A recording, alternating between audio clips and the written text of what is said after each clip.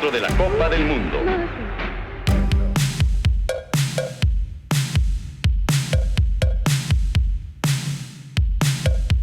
Bueno, México le entra al quite después de España 82 porque Colombia atravesaba por una situación política también muy complicada y muy difícil y no podía garantizar la entrega de los 12 estadios, el mínimo que pedía FIFA para aquel mundial que se realizó ya con un total de 16 equipos, eran 4 grupos de 4, que también Colombia tenía problemas para la transmisión satelital, que es uno de los puntos importantes para un mundial. La FIFA no daba mundiales con tanta anticipación. A Colombia se lo dio 12 años antes, para que tuviera el tiempo suficiente, necesario para organizarlo. Eran asignaciones, las sedes de la Copa del Mundo, más basadas en relaciones personales. Y había un señor muy importante en Colombia, Alfonso Senior, un importador, que por temas de negocios o de alguna otra índole era cercano a Joao Velange. Y un día charlando dijo, oye, ¿por qué no le das un mundial a Colombia? Preséntame la idea. Así sucedió. Era mucho más sencillo que en la actualidad. Alfonso Senior Quevedo, con una mezcla de rabia y nostalgia, todavía recuerda cuando en 1974 en Alemania confirmaron a Colombia como sede de un mundial. La sede la conseguí evidentemente casi en forma personal. Pero así es, a Colombia no le gusta hacer las cosas grandes y hoy en día vale mucho dinero conseguir la sede para un país. Se habló mucho de que en aquel tiempo el verdadero problema de Colombia es que no podía hacerlo. Se habló de temas económicos, pero lo que más se decía entre pasillos es que no lo podía hacer debido a la inseguridad que se vivía por temas de narcotráfico. Sin embargo, cuando hablamos de 12 años, hablamos también de que era el tercer presidente distinto respecto al que había hecho la solicitud. Por lo tanto, el gobierno, el país ya era distinto y Colombia de repente se da cuenta de que no podía cumplir con el cuaderno de cargos, que además se había hecho muy exigente.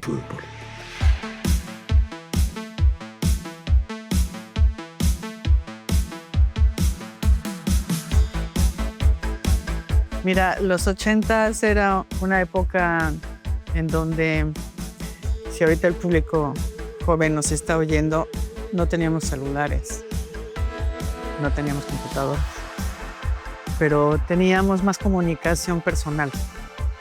Era como un sabor diferente a lo que ahora se vive. El México de los 80 fue el peor de los posibles. A mí me molesta mucho cuando me empiezan a idealizar y que qué bonita época y todo. ¿Qué les pasa? Pues en qué realidad vivieron, no es cierto. Estábamos no hundidos. Peor, lo que le sigue. Era una desgracia de país por donde lo voltearas a ver. Bueno, en el país sí, ya como que se respiraban los intentos de aires democráticos. Todavía no existía esa democracia, todavía el PRI era hegemónico y hacía y deshacía su antojo. Yo marcaría cierto quiebre en ese sentido a partir del siguiente sexenio, el de Carlos Salinas de Gortari. Era una sociedad, como siempre me parece que es la nuestra, muy adolorida, muy llena de heridas, de cicatrices, de problemas económicos, de problemas sociales. Si en 1970 teníamos todavía algunos ecos del movimiento estudiantil del 68, para 1986 teníamos enfrente una tremenda crisis económica.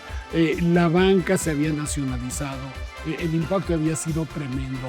Íbamos de devaluación en devaluación, de inflación en inflación.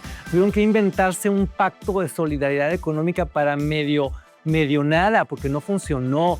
Todo estaba mal. Teníamos hambre, teníamos broncas, no había chamba. Si eras joven te iba peor, porque en aquellos años lo que valía era que la experiencia y por supuesto no te volteaban a ver. Y si eras mujer o gay, bueno, pues ¿cómo te explico la desgracia de tu existencia? Yo te puedo decir, a México le cayó bien la noticia, pese a todos los pesares, de que venía una Copa del Mundo para celebrarse. En los años 80, Televisa era 400,000 veces más poderosa de lo que sigue siendo el día de hoy. Estamos hablando de un poder equiparable al de la Iglesia Católica. ellos nos decían qué pensar, ellos nos decían qué sentir, ellos nos educaban, ellos nos manipulaban, ellos hacían con nosotros lo que se les daba su refregada gana. Televisa era el poder. De repente, cuando estábamos más amoladas, más amolados, pues, oh sorpresa, Televisa nos sale con que vamos a organizar el Mundial en 1986. Por increíble que parezca, caímos.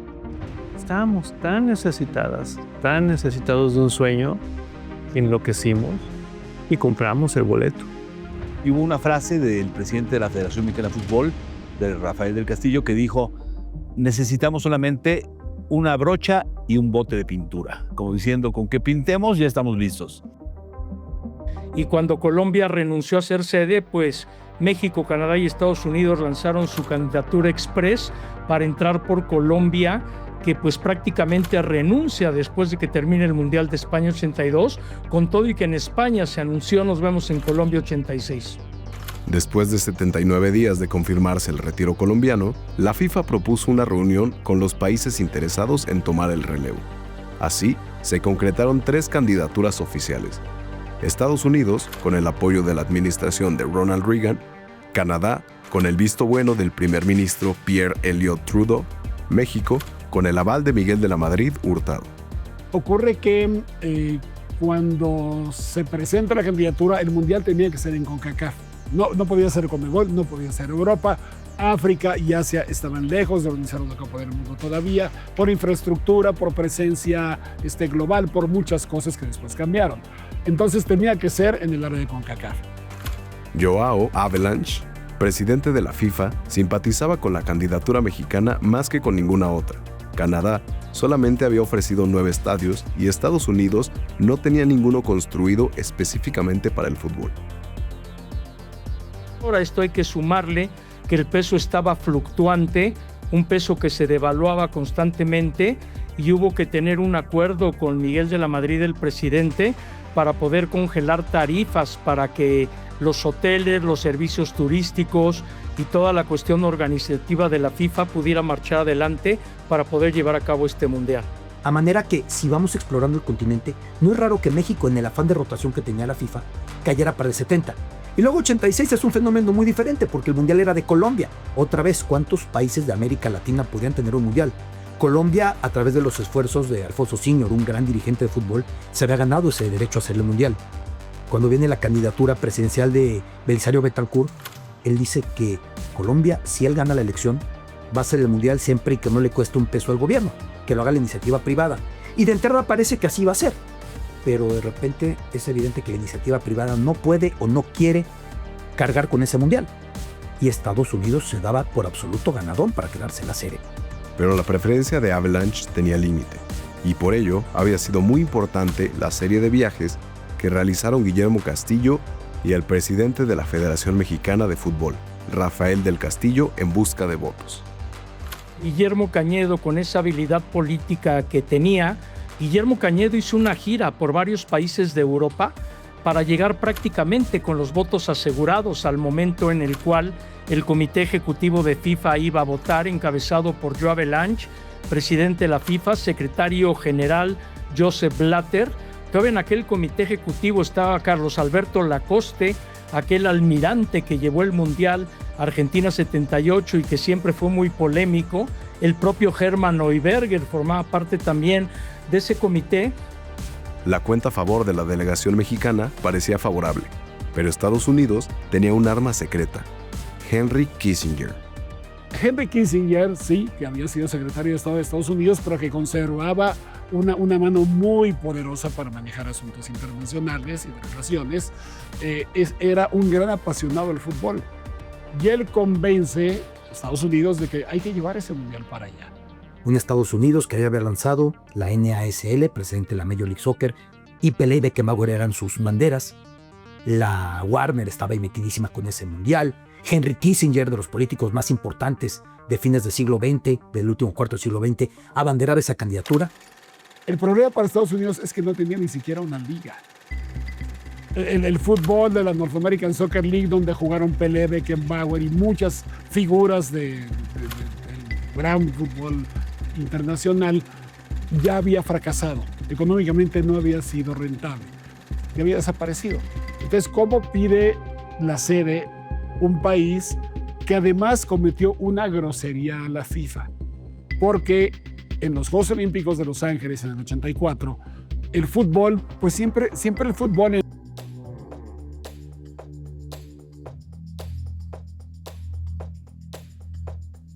La reunión del comité ejecutivo se llevó a cabo en Estocolmo, como parte de los festejos del 25 aniversario de la celebración del Mundial de Suecia. La delegación mexicana tenía que estar pendiente de los peligros de última hora que pudieran acechar. Y cuando piensan que tienen mayoría documentada, además, dicen, ya estamos. La noche previa a la decisión de la sede del Mundial del 86 en Estocolmo, porque se cumplían años de la fundación de la Federación Sueca o del Mundial de Suecia en 58, alguna cuestión de ese tipo. Hay una cena a la que están invitados por parte del país anfitrión, en este caso Suecia, la Federación Sueca, los delegados de México, Estados Unidos y Canadá. Y ahí es cuando dice el presidente de la Federación Sueca que ya había dicho que votaría por México, había comprometido su voto a México. Y dice, según palabras de Rafael del Castillo, que también hizo ese viaje y que era presidente de la Federación Mexicana de Fútbol, les dice que estuvieron muy felices en el México 70, que fue un gran mundial, que somos amigos para siempre, pero que habían cambiado su decisión y que apoyarían la candidatura de Estados Unidos como un país que podía empujar de manera muy importante para la economía del fútbol, para la difusión en un país tan importante, tan poderoso. Y todo el mundo se queda de a cuatro. Le estaban cambiando el voto. Pero no únicamente fue el caso de Suecia. Semanas antes, el asedio comenzó desde adentro. El objetivo, arrebatarle a México el voto de la CONCACAF. Rafael Carreras, secretario general de la CONCACAF y contador de Coca-Cola, recibió una orden disfrazada de invitación. El gigante refresquero quería el voto para Estados Unidos, pero Carreras ya había firmado su lealtad con México. La cena terminó. Joao Havelange apartó a Cañedo y del Castillo. Había que planear cómo frenar el avance de los vecinos del norte. Van platicando acerca de esto, llegan al hotel en el que aparece el presidente de la Confederación Africana de Fútbol y le dice del Castillo ya Cañedo, señores, me están presionando, no voy a poder votar por ustedes. ¿Pero cómo? Comprometiste tu voto a México. Sí, pero no lo voy a poder hacer. ¿Por qué? Porque tengo presiones migratorias, de comercio internacional. Imagínense ustedes lo que era capaz de poner a Henry Kissinger en la mesa para disuadir a cualquiera. Entonces México empezó a sentir que perdía votos. Entonces, Havelange convenció a Hermann Neuberger, presidente del comité organizador de la FIFA, que en las carpetas a enredar en el Congreso se incluyera una nota en la que se subrayara que Estados Unidos no tenía un solo estadio verificado. La batalla política había comenzado. Cada candidato tenía 20 minutos para hacer su presentación y los contendientes no podrían ver a los demás aspirantes. Canadá fue la primera en dar su presentación, mientras afuera se cocinaba una campanada. Canadá llevaba al frente a Jim Fleming, el presidente de la Federación Canadiense de Fútbol, y a su gran estrella, a Bob Lenarduzzi, que era el estelar mediocampista de aquella selección de Canadá. Pues fue muy tensa la reunión, todo el mundo llegó un día antes, el día 19 de mayo, al Hotel Hilton de Estocolmo, donde se llevó a cabo la reunión. Y bueno, pues a final de cuentas la expectativa de qué iba a pasar después de la votación, y me tocó transmitir en vivo dentro del programa hoy mismo en Canal 2 que conducía Guillermo Ochoa y que los deportes los hacía Juan Dosal. Me tocó transmitir en vivo la conferencia de prensa donde Joao Havelange anunciaba el ganador de la contienda para suplir a Colombia en el Mundial de 86. Y cuando empiezan a emitirse los votos después de la presentación de cada país, que si presentaba México no podía haber la presión ni Canadá ni Estados Unidos y viceversa, ¿no? Por alguna razón, Henry Kissinger llega tarde a la presentación. Lo habían bloqueado en la puerta por un asunto político que protestaba una activista italiana y no lo dejó llegar a tiempo. Y tenía cada país 20 minutos para presentar. El contexto de la llegada tarde tiene un nombre: Aldo Moro. Antes de entrar, una chica abordó a Del Castillo. Aquella mujer estaba acompañada por manifestantes que deseaban encarar al exsecretario por la muerte en 1978 del líder italiano Aldo Moro. A Kissinger se le acusaba de mandar asesinarlo como represalia por su afinidad comunista. Turno para Estados Unidos. Nadie respondió. La entrada estaba sellada por el caos y el fantasma de Aldo Moro. Entonces era una situación política muy tensa para Estados Unidos y pues Henry Kissinger, imagínate, el secretario de Estado defendiendo una postura mundialista cuando estaba en problemas bélicos. Llega finalmente, después de que sale Joseph Blatter, que era secretario general, sale y llama: Estados Unidos, es su turno. No aparece nadie. Y Estados Unidos no aparece. Como los cajeros de banco cuando se fue el cliente. Y de repente llega ya la comitiva de Estados Unidos. No, Kissinger, Beckenbauer y Pelé. Empezó entonces la batalla de Estocolmo. «Tengo 20 minutos, señor Avalanche», dijo Kissinger. «Tiene 10, señor Kissinger», le replicó con firmeza el presidente de la FIFA. «20. 10 y si no se apura, serán 8. Está perdiendo más tiempo». Al final, Estados Unidos ocupó más tiempo que México y Canadá para hacer su presentación, y las cartas estaban sobre la mesa. Hacen una presentación muy rápida, pero creo que las cartas finalmente ya estaban echadas, por eso que yo les contaba. En fin, después de la presión de los 3 países, salen los delegados, Guillermo Cañedo no, porque era presidente del ejecutivo de la FIFA, y empieza la votación.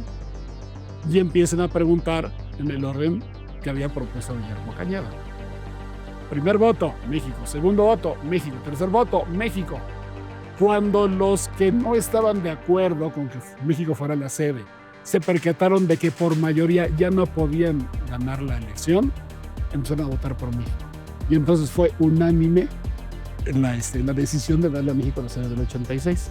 Y para mí fue algo muy curioso porque yo era el único que estaba transmitiendo en vivo. Estaba la mesa de Avalanche aquí al frente, yo estaba al costado izquierdo, muy cerca de donde él estaba hablando, y cuando él dice el Mundial 86 va para México, me gana la euforia, levanto la voz y digo: este Mundial es para México. Y yo Avalanche me dice: la delegación de Estados Unidos salió muy enojada. De ahí hay quien dice que en ese momento la FIFA en corto le dice a Estados Unidos: pero organízate y tú harás el del 94. Mandaron una comisión de inspección, pero nada más a México. A Estados Unidos y a Canadá, que también nos habíamos postulado, nos ignoraron por completo. En cuanto terminaron las presentaciones, la FIFA ni siquiera se retiró a deliberar. Avalanche simplemente preguntó: ¿aceptan el reporte de la comisión? Pero el reporte era solo sobre México, así que obviamente todos votaron por ellos. No fue un fracaso con honor, fue un desastre total. La Copa del Mundo le pertenecía a Televisa, la empresa que controla el fútbol mexicano. Guillermo Cañedo, quien era mano derecha del dueño de Televisa y también vicepresidente de la FIFA. Las relaciones políticas daban frutos. Esa elección ya estaba cocinada. Yo di un discurso larguísimo. Teníamos un respaldo muy sólido. Traíamos a Beckenbauer con nosotros e incluso creo que a Pelé. Hicimos una presentación impecable, de altura. Los mexicanos, la verdad, ni me acuerdo si presentaron algo. Avalanche no ocultó su amistad con Cañedo ni con Emilio Azcárraga. Al terminar el Mundial de 1982, se regresó a Brasil en un jet privado de Televisa. Aquello desató especulaciones. ¿Ustedes creen que Avalanche iba a decir: miren, solo votaremos por ustedes si me mandan a casa en su jet privado? No, para nada. Era una muestra de afecto. Digo, Emilio Azcárraga, el dueño del avión, era un hombre de lo más agradable, muy seguro de sí mismo. Y cuando Estados Unidos estaba presentando su plan para ese mundial, los dirigentes mexicanos ya estaban descorchando la champaña, no es un decir, es real, en un cuarto a un costado, porque ya sabían porque la habían ganado. Deben en la frase de Kissinger de la política del fútbol me da nostalgia a la de Medio Oriente. Viendo lo que se movía en el fútbol, dijo, mejor me regreso a negociar la paz en donde parece que nunca la habrá. Pero así fue como México recibió ese Mundial del 86, aprovechando infraestructuras que ya tenía en buena medida. Al asumir la presidencia en 1974, Havelange convirtió la comercialización de la FIFA en su prioridad absoluta. En su estrategia, la televisión era simplemente indispensable. Bora llega por varios motivos a dirigir a la selección nacional. Una, su exitoso paso por Pumas. Campeón de Liga, campeón de la Interamericana frente al Nacional de Uruguay y campeón de CONCACAF. Todos los títulos que pudo disputar Pumas y los ganó. Con un fútbol además muy atractivo, muy juvenil. En tiempos en que había únicamente 3 extranjeros en el fútbol mexicano, máximo 4. Entonces tenía una base mexicana muy poderosa, muy fuerte. Una gran selección nacional con Bora Milutinovic, un gran estratega, un personaje extraordinario. Grandes jugadores, grandes talentos, un equipo muy completo, un equipo con jugadores con personalidad. Pero además veníamos no solo de un fracaso, veníamos de 3 fracasos de selección nacional. La gente estaba totalmente divorciada del equipo mexicano. No interesaba, inclusive algunos partidos ni siquiera se transmitieron por televisión o se le dieron como prueba a Multivisión, que estaba entrando al mercado y de repente toma el contrato de derechos de la selección mexicana. ¿Por qué? Porque dejó de interesar.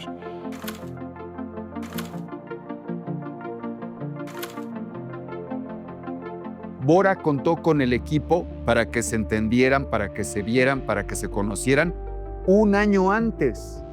Y la selección estuvo un año concentrada en el centro de capacitación, viajando por Centroamérica, viajando por Europa, haciendo campamentos en Saltillo y La Malinche, y pues haber concentrado a la selección durante un año, pues a final de cuentas comenzó a causarle expectativa. Y se inventaron en México 2 mini torneos. En el 85, para cerrar el 85, el Pro de 85, Pro de eran los pronósticos. El Pro de 85 lo gana el América en la final al Tampico Madero 5-4, luego el Monterrey de Pancho Avilán es el que gana el torneo México 86, que se consideran torneos oficiales.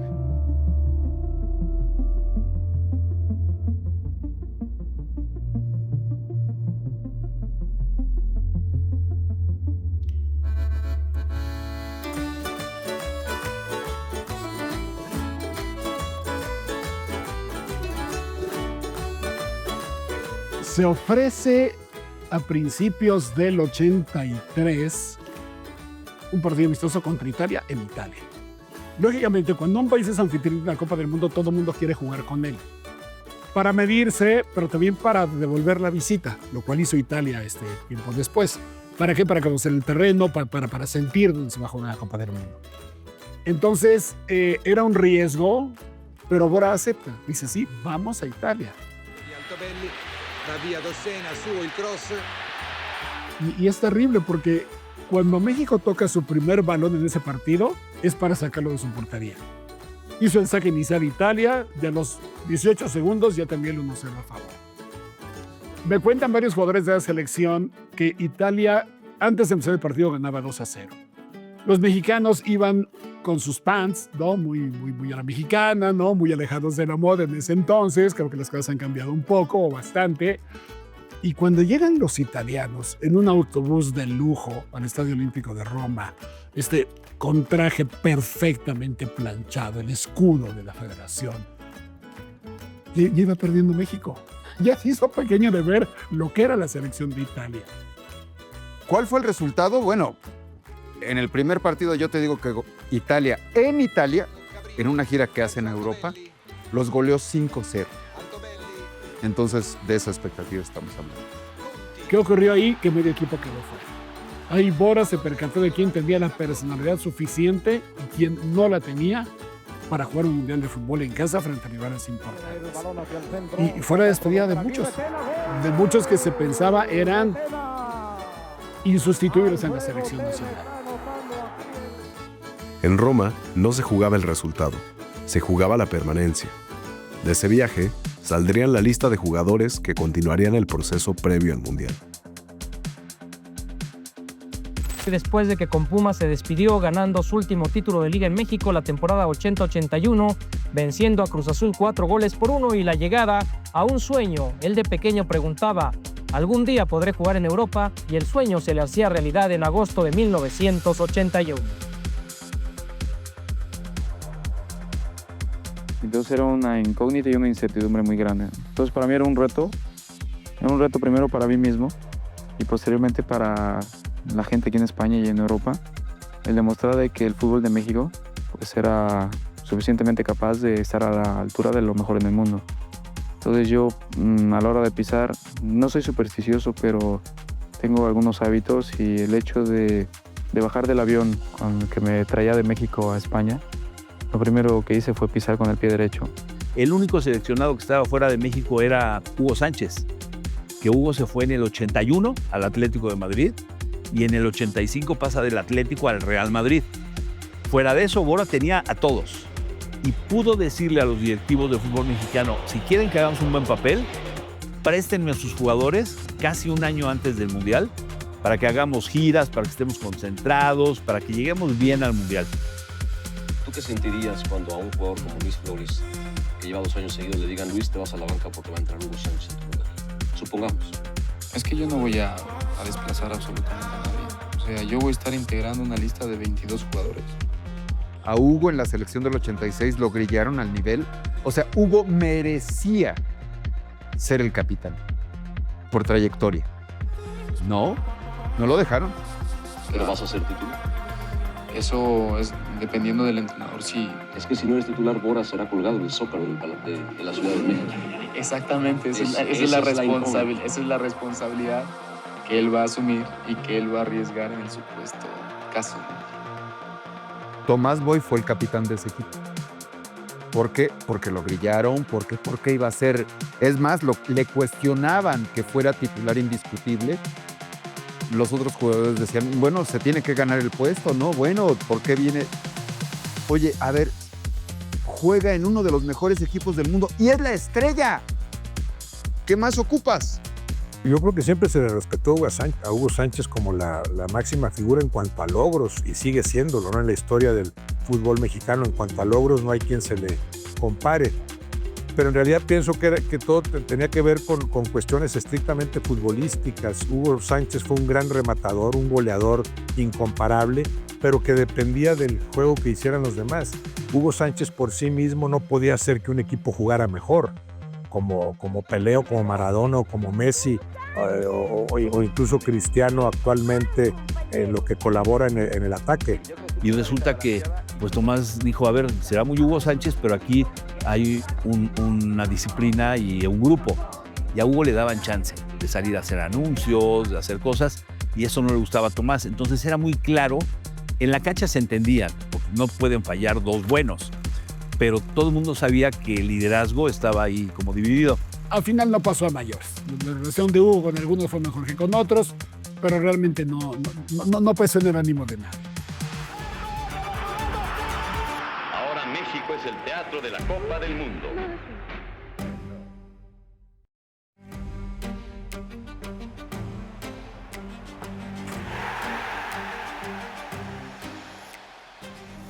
Sigue temblando un poquitito, pero pues vamos a tomarlo con una gran tranquilidad.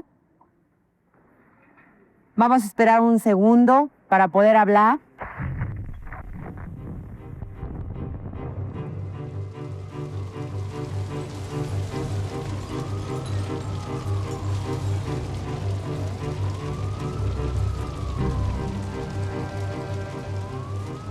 Cuando ya todo estaba, pues, la cuenta regresiva, decías, estamos a un año del Mundial, lo decías en mayo del 85, y estamos a 11 meses y a 10 meses, y el 19 de septiembre, el terremoto tremendo que devastó particularmente la Ciudad de México, pues hizo dudar, porque decíamos, a ver, hay prioridades. O sea, en ese momento hubo, no cientos, miles de familias muertes, sin hogar, y entonces, ¿cómo vas a hacer una fiesta en medio de la tragedia? Frente a la estatua de Cuauhtémoc se está elevando un helicóptero en este momento. Varios pisos del Hotel Continental se derrumbaron. Yo creo que fue un gran momento de solidaridad de la sociedad civil Alguna vez yo dije que ahí nació el Partido del Temblor, porque era una organización espontánea de gente que también era una organización crítica, porque el gobierno del presidente Miguel de la Madrid se negó a recibir apoyo internacional. Iba a venir el Mundial de Fútbol de 1986 y quería dar una buena imagen, pero de la manera más absurda pensó que dar una buena imagen era tratar de responder sin capacidad de respuesta ante lo que estaba pasando. Y entonces la sociedad rebasó las iniciativas del gobierno y demostró que tenía una energía propia. A partir de ese momento, el PRI no volvió a ganar una sola elección en esta ciudad y fue el inicio de una transformación democrática del país. Lo del terremoto evidentemente le quedó grande a Miguel de la Madrid, no supo manejar esa crisis ahí. Ahí el que surgió fue el pueblo, ¿no? Para solucionar muchas cosas. Y otra vez el fútbol como distractor. Aquí siempre se le da, o muchas veces se le da prioridad a cosas que no son tan importantes. Por ejemplo, un mundial después de un terremoto, pues no es lógico, no tenía sentido. Y un poco la decisión del presidente de la Madrid, del comité organizador, de Guillermo Cañedo, de Emilio Azcárraga Milmo, de toda la gente involucrada fue, más que nunca México necesita mandar un mensaje de que estamos de pie y de que se puede hacer el mundial aún meses después de una tragedia como la que tuvimos.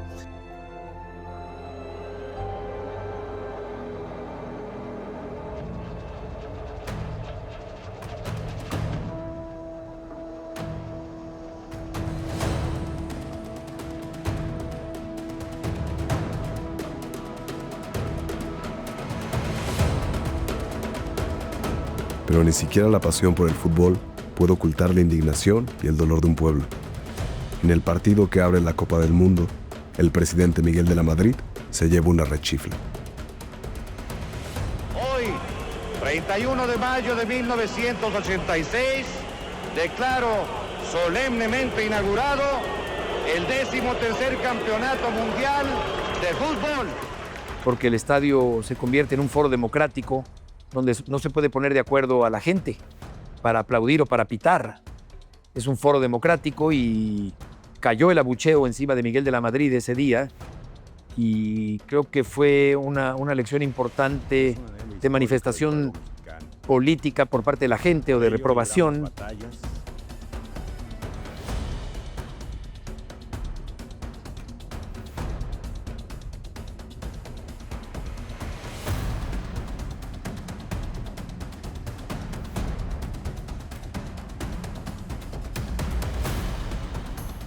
Pues la inauguración de México del Mundial, déjame decirte que en el Estadio Azteca fue poco vistosa. ¿Por qué fue poco vistosa? Porque le importaba más al señor Azcárraga la lucidez ante millones de telespectadores en el mundo y todos los efectos que le metieron en la televisión pues no los vimos en el estadio. Y al final de cuentas yo no voy a olvidar nunca pues la inauguración, ¿no? En el Estadio Azteca. 100,000 personas del Estadio Azteca la pudieron ver en vivo. Millones de personas en el mundo la vieron por televisión con una plataforma que en ese entonces era una novedad de poner en la transmisión internacional sobre la cancha del Estadio Azteca una pirámide virtual, ¿no? Que para el 86 era una gran novedad, y hacer coreografías con aztecas, con bailes típicos regionales de México. O sea, fue una inauguración de fiesta aquel partido Italia-Bulgaria, en donde me parece que México dijo, estábamos listos. En el estadio fue una inauguración totalmente sobria, una inauguración muy sencilla, y aparte, en este mundial, el país anfitrión no fue el que inauguró el mundial. En este mundial lo inaugura el campeón mundial de España 82, Italia, enfrentando a Bulgaria. El partido termina 1-1 y así pues México fue espectador en su propia inauguración, porque México debutaría hasta el día 4 de junio enfrentando a la selección de Bélgica, mientras que la inauguración fue un 31 de mayo.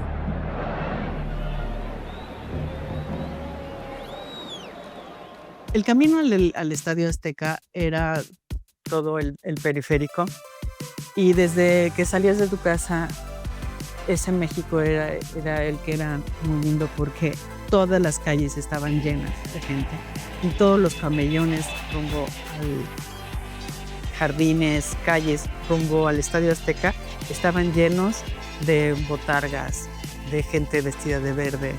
La gente salía a la calle vestida de verde, rojo y blanco, ¿sí? La gente en el periférico era real, hay gente que no me lo cree, caminaba del Estadio Azteca hasta Insurgentes por el periférico, no por las escaleras, no por la banqueta, por el periférico, ¿sí? Y desde el Mundial 70, después de un partido que México jugó con Bélgica, que ganó con un gol de el Halcón Peña, Gustavo Peña, un penal, la gente se fue a festejar en el 70 al Ángel. Entonces eligieron el Ángel como el punto de encuentro para los festejos. Entonces en el 86 ya traíamos el chip. Oye, si México gana, ¿qué va a haber en el Ángel? Y entonces sí, las calles de la Ciudad de México eran una fiesta durante todo el mes.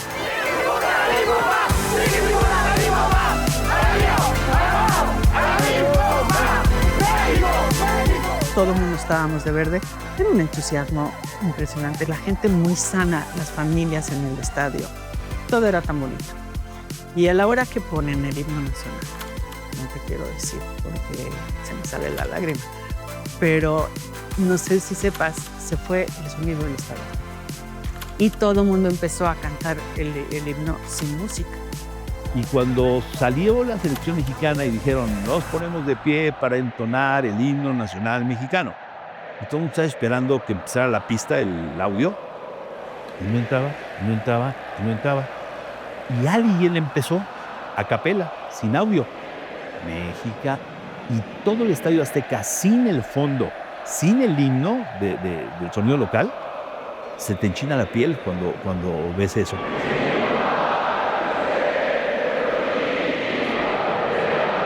El público siempre es el que sabe más y es el que nos da el gran indicador de cómo son las cosas.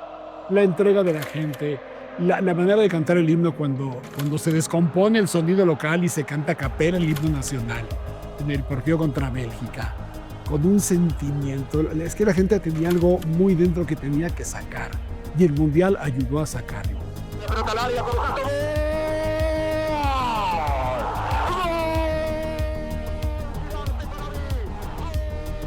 Era un sonido que no te puedes imaginar. Se me pone la piel chinita.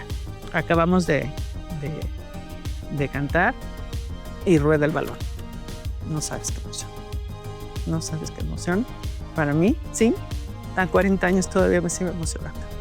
Cuando veías esa toma del Estadio Azteca y la gente cantando a capela el himno nacional, decías, no, bueno, esto es una carga de pilas para el equipo, que terminó notándose con la victoria de México.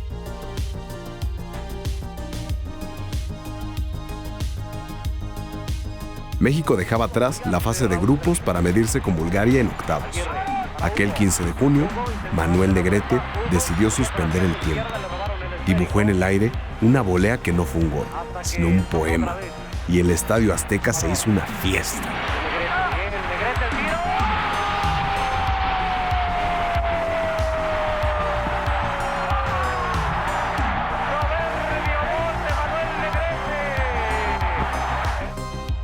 Para mí, si quieres porque soy mexicano, a mí me gustó más el gol de Manuel Negrete. Sí, desde luego. O sea, Maradona quitándose ingleses era una maravilla. No tengo duda. Pero vistoso el de Manuel Negrete.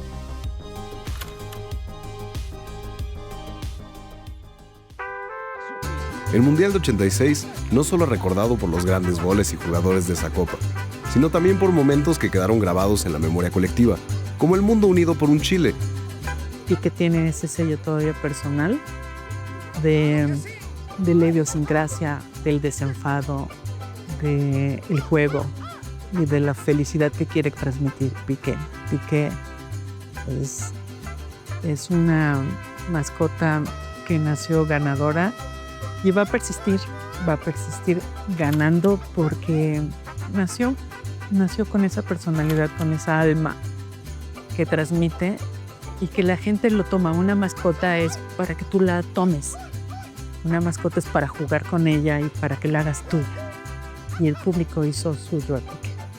un poco tuvimos un rechazo al principio de gente que decía que no iba a estar bien visto, que el doble sentido de Piqué. Pero 40 años después, ves que no tenía ningún problema. Y que al contrario, eso le dio, yo creo que un boom de ventas muy impresionante. ¿Y cómo no recordar a la famosa Chiquitibum? La figura de la Chiquitibum, una modelo anunciando cerveza en un estadio, fue un ícono glorioso que, por increíble que parezca en estos tiempos de alta crítica a los temas de género, empoderó a las mujeres. Yo sé que la lectura hoy es otra, pero en aquel entonces era lo máximo ver a esta chava moviendo las tetas en la pantalla. Era una micra lo que duraba la imagen, pero se quedó con nosotras y con nosotros para siempre.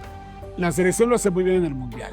Era un equipo que tenía mucha personalidad, pero que contra el talento de las grandes potencias mundiales, pues tampoco podía ofrecer demasiadas libertades. Era un equipo muy firme defensivamente hablando, un equipo que manejaba muy bien el balón parado. Me parece que México hizo 6 goles y 4 fueron a balón parado en esa Copa.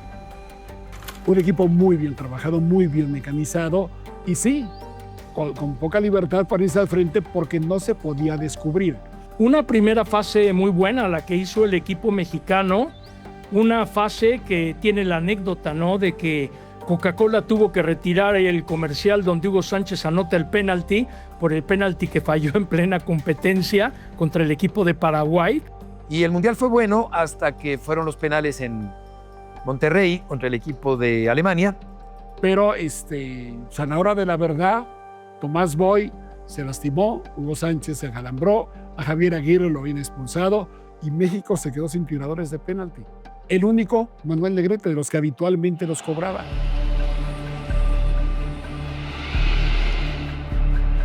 Un gran partido el que da la selección mexicana, pierde oportunidades de gol y a final de cuentas aquella polémica de un gol anulado, para mí mal anulado a Francisco Javier, el abuelo Cruz, pues crucifica a México en la serie de penales, donde llama la atención que algunos se acalambraron para no tirar penaltis. Los demás a lo mejor era el primer penal que cobraban en su vida contra Alemania en un mundial en casa y en un partido de cuartos de final. De ahí no diría que se acabó la ilusión, pero yo recuerdo que en Monterrey la gente terminó de pie aplaudiendo al equipo mexicano. Pese a ser eliminado, la gente la reconoció hasta dónde había llegado. Además, hizo valer su condición de local y estuvo cerca de que le alcanzara incluso para colarse a semifinales. No es la única vez que México ha jugado un quinto partido, claro, con las ventajas de ser local.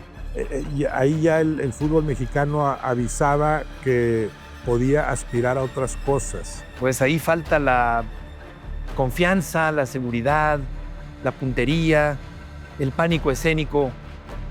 Siento que desborda al jugador que no tiene la personalidad y los tamaños y el temple para cobrar un penalti. En un campeonato del mundo se necesita mucha personalidad y muchas agallas, como las que tuvo el Halcón Peña cuando metió aquel penalti contra Bélgica en 70. Y eso creo que fue lo que faltó. Como siempre falta algo, siempre falta algo. Falta el 20 para el peso. Siempre falta ese poquito para no quedarnos en el llamerito. Ya la historia, la perspectiva se encargan de decir que es un equipo que fue muy defensivo y que debió haber hecho más. Es que ningún equipo mexicano ha hecho más. Yo creo que fuimos muy injustos con México por la ilusión de verlo más arriba todavía, pero hizo un gran mundial.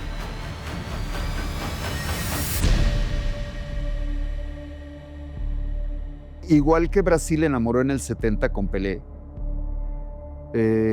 yo creo que un poco todos nos enamoramos de Argentina, de Maradona, evidentemente, de Maradona era arte. No, Argentina venía de un fracaso en el Mundial de 1982. La acción de la selección argentina pasa de manos de Menotti a Bilardo, que había sido campeón con Estudiantes de La Plata, y fue muy cuestionado todo el proceso entre el 82 y el 86. por la prensa, por el diario Clarín, no hay que olvidarnos, y también por el público.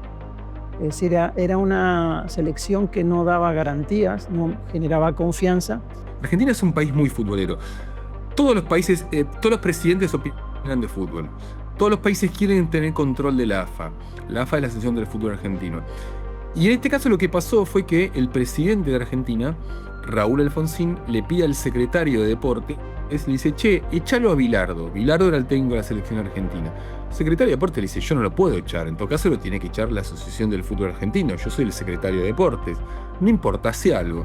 Entonces empieza a diseminar esta idea, este rumor que Alfonsín no lo quería Bilardo. Ahora, ¿por qué no lo quería? Bueno, es más gracioso todavía. Es porque Alfonsín era hincha independiente, Bilardo era emblema de Estudiantes, eran como dos escuelas de fútbol totalmente distintas, una más lúdica, otra más referida a los resultados. El contexto general de Argentina también era un contexto de postdictadura. Eran épocas donde la política, el estado de ánimo y el fútbol, que es algo que siempre juega en el estado de ánimo de países como Argentina y otros países de la región, estaban muy convulsionados. Finalmente la AFA y Maradona, dicen nuestro técnico es Bilardo, pero por las dudas Bilardo se termina y la selección se termina yendo del país y termina llegando a México con mucho tiempo de antelación. Pero Argentina no figuraba entre los favoritos. La primera fase, en términos futbolísticos, Argentina empieza en Ciudad Universitaria, contra Corea del Norte, un partido muy trabado, que Argentina gana 3-1, pero con mucha dificultad. Luego empata con Italia en el Estadio Cuauhtémoc, y después vence a Bulgaria. Yo creo que la segunda parte del Mundial, los octavos de final en adelante, es donde se empieza a ver un equipo que empieza a tomar una identidad y un Maradona muy pleno. La guerra había ocurrido 4 años atrás. Era algo que está en llagas. De hecho, no había relaciones diplomáticas entre Argentina e Inglaterra en ese momento. No había embajada de Inglaterra en Argentina, no había embajada de Argentina en Inglaterra. De hecho, durante el transcurso de la guerra, muchos deportistas argentinos en Inglaterra se van del país. Los tenistas no van a Wimbledon, por ejemplo, y otro tipo de cosas. En ese contexto que Argentina e Inglaterra se enfrenten en el Mundial de México, bueno, era una especie de conmoción deportiva. Argentina estuvo a punto de negociar un tratado bajo la presidencia de Juan Domingo Perón de coadministración, que nunca se concretó, pero siempre estuvo latente en la política argentina y en el sentir popular. Las Malvinas siempre han sido argentinas en el sentir popular. La dictadura argentina, la más cruel de todas las dictaduras que hubo en Argentina, la del 76 al 82, con Galtieri al mando de la Junta Militar, se intenta recuperar esa causa popular y ganar adhesión con la toma de Malvinas en abril de 1982. Es decir, que Argentina militarmente ocupa las islas de las Malvinas, y eso le da un pretexto perfecto a un gobierno de Margaret Thatcher en Inglaterra, muy bajo en popularidad, y que al ir a la guerra y recuperar las Islas Malvinas puede mantenerse en el poder.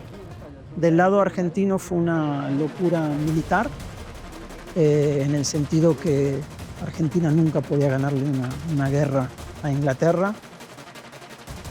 La Guerra de las Malvinas. Guerra patria que por un rato unió a los argentinos pisadores y a los argentinos pisados. Culmina con la victoria del ejército colonialista de Gran Bretaña. Quienes declararon la guerra no estuvieron en ella ni de visita. Para que la bandera argentina flameara en estos hielos, causa justa en manos injustas.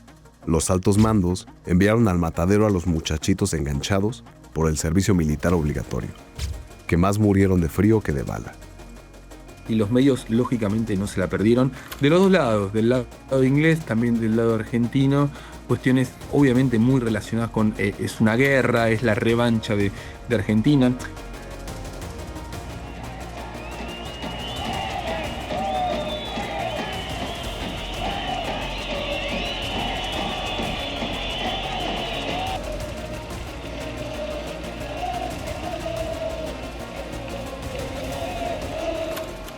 Hubo muchas broncas en la tribuna, la gente de Inglaterra particularmente era muy violenta.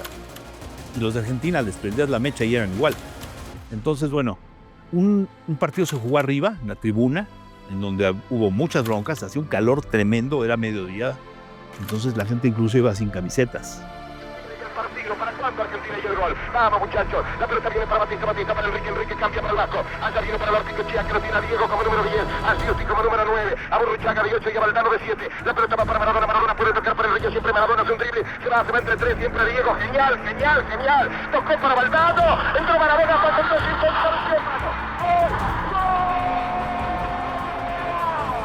Y lo malo fue que metió un gol con la mano. Y eso me parece reprobable. Yo no lo veo como una... Pues sí, es una viveza, es una travesura, es una marrullería, es sacar ventaja, es hacerte el vivo. Y yo creo que eso está mal. Pero como no había VAR, y solo vi una foto del fotógrafo del Heraldo de México, que se conoció hasta después, el árbitro lo dio por bueno, a pesar de las protestas de los ingleses que le hacían notar al árbitro que Maradona había conectado el balón con la mano. Pero que en aquel entonces unos le llamaron que había sido una gran pincelada, no decían mañosa, algo así como una picardía, ¿no? Como justificando. Y otros decían, no, fue una trampa, debieron anularlo. Ahí la tiene Maradona, lo marcan dos, pisa la pelota Maradona, arranca por la derecha el genio del fútbol mundial y deja el tercero tocar para Burruchaga, siempre Maradona. ¡Genio!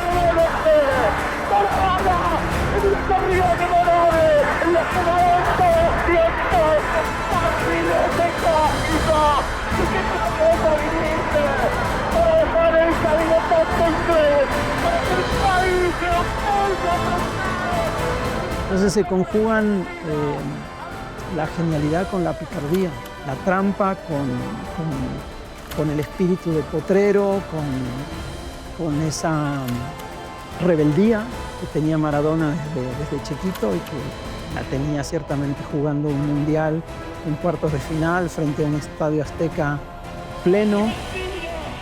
Aquel 22 de junio, Diego cruzó la frontera que separa a los mortales de los mitos para convertirse en una especie de José San Martín con pantalones cortos y botines. Un Zeus del fútbol, un libertador de potrero que venía a aliviar a puro amague la herida abierta de las Malvinas. Bueno, muchas veces se piensa que Maradona jugaba solo y no era así. Tenía un muy buen equipo a su alrededor, tenía un sistema táctico diseñado por Salvador Vilardo que le convenía a Maradona y le convenía al equipo.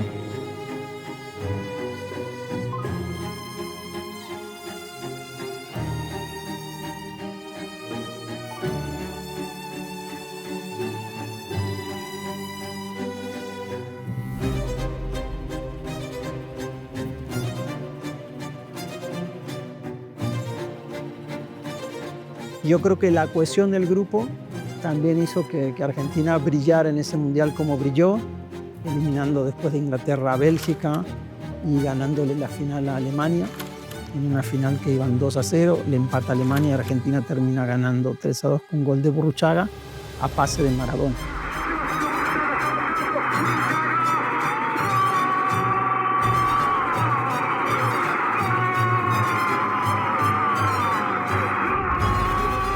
Argentina sin Maradona no hubiera sido campeón. Hay equipos muy poderosos, muy potentes, pero es de los jugadores que más diferencia han hecho indudablemente en la historia de los mundiales.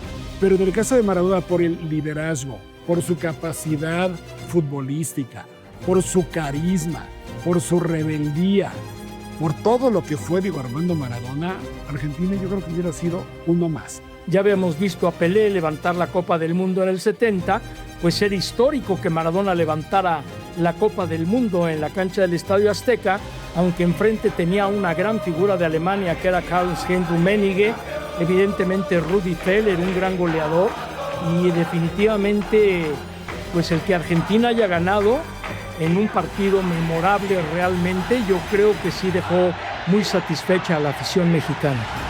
Y a la larga, es el Mundial de Diego, es el Argentina de Diego y es la Copa FIFA que ganó no solo, pero en gran medida Argentina por Diego.